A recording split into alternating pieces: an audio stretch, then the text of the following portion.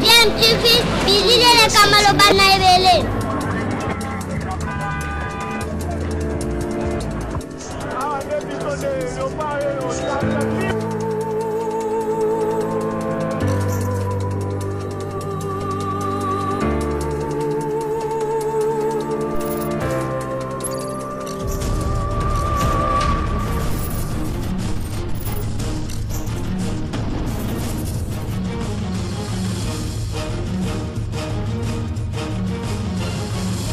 DMTV toujours en avant.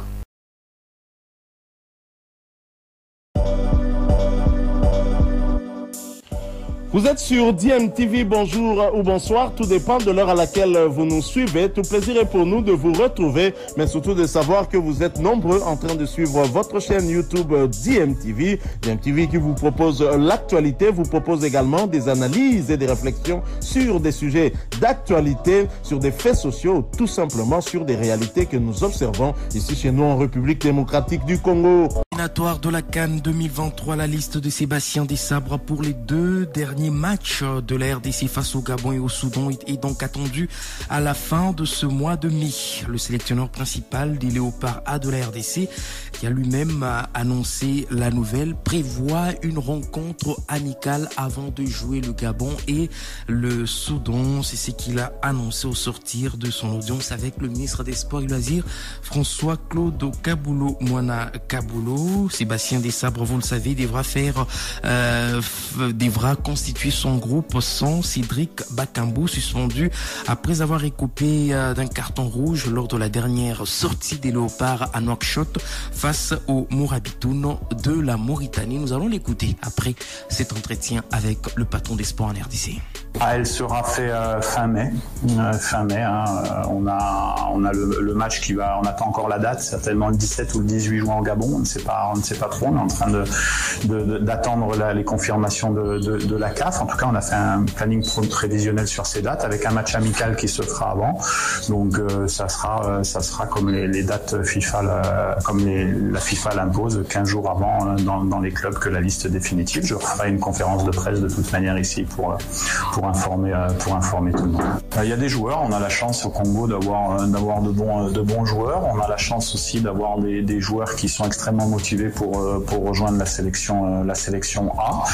Il faudra faire sans ces joueurs-là. Donc ça donnera l'opportunité à d'autres de pouvoir se montrer et puis pourquoi pas de prendre la place de ceux qui seront absents. On ne sait pas. En tout cas, ce qui est important, c'est que c'est un collectif qui va faire un résultat au Gabon, qui devra jouer sa chance. C'est pas des individualités, donc tout le monde est nécessaire, c'est vrai, mais personne n'est indispensable. Personne n'est indispensable. Vous citez là Sébastien Desabre, sélectionneur principal des Léopards A, les Léopards qui sont derniers du groupe I avec 4 points derrière le Gabon qui compte 7 points, le Soudan aussi unité, la Mauritanie qui a 5 points, deux matchs importants pour la RDC au Gabon et au Soudan. Il faudrait s'imposer pour aller chercher ce ticket pour la phase finale de la CAN 2023.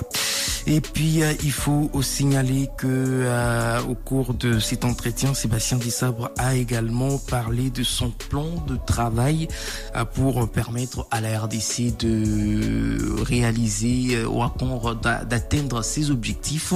Nous allons revenir. Il a parlé des joueurs qu'il doit encore contacter en Europe, tout comme ici au pays, pour mouiller le maillot de la sélection congolaise. Nous allons une fois de plus l'écouter. On a un plan détaillé, on a une planification que j'avais mise il y a quelques temps, donc avec quelques petits ajustements à faire. On est en train de préparer ça le plus professionnellement possible et le plus sérieusement possible pour se donner toutes les chances pour pouvoir atteindre nos objectifs. De toute manière, quand vous êtes sélectionneur national, vous avez des missions au pays, mais vous avez aussi beaucoup de missions à l'extérieur du pays. On continue à à travailler, qu'on soit ici à Kinshasa ou à l'extérieur. On est focalisé sur la réussite du projet, qui est le projet à moyen terme, en tout cas, qui est de revenir sur le premier plan africain avec la sélection nationale de la RDC. Comme vous le savez, c'est un long chemin, mais en tout cas, on est en train d'y travailler. Il y a des premiers signaux qui ont été positifs sur le dernier stage, sur lesquels il faut capitaliser. Et puis après, en espérant que la situation s'améliore en termes de championnat local également, pour qu'on puisse donner la chance à tous de rejoindre la sélection.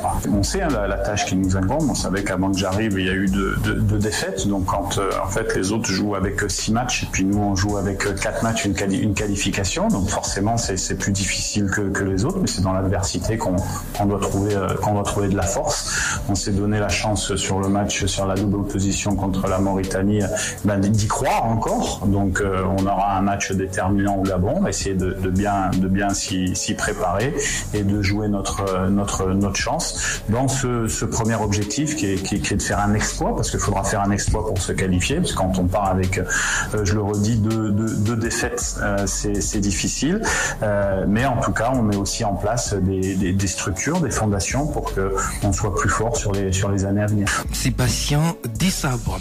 Football toujours, et restant au sein de la Fédération congolaise de football, association, l'organe fêtier du football en RDC, connu depuis la semaine dernière, vous le savez, les membres du comité de normalisation. Et 5 jours après son installation, ce comité de normalisation a été reçu par le ministre des Sports et du Loisir, François-Claude Kaboulo-Mwana Kaboulo. Avec à sa tête Dieudonné Sambi, le comité de normalisation est allé présenter au patron des sports en RDC les orientations de sa mission. La question des championnats de la RDC aussi évoqué par les deux parties. Nous allons écouter ici Maître Guy Kabeya, président et porte-parole du comité de normalisation.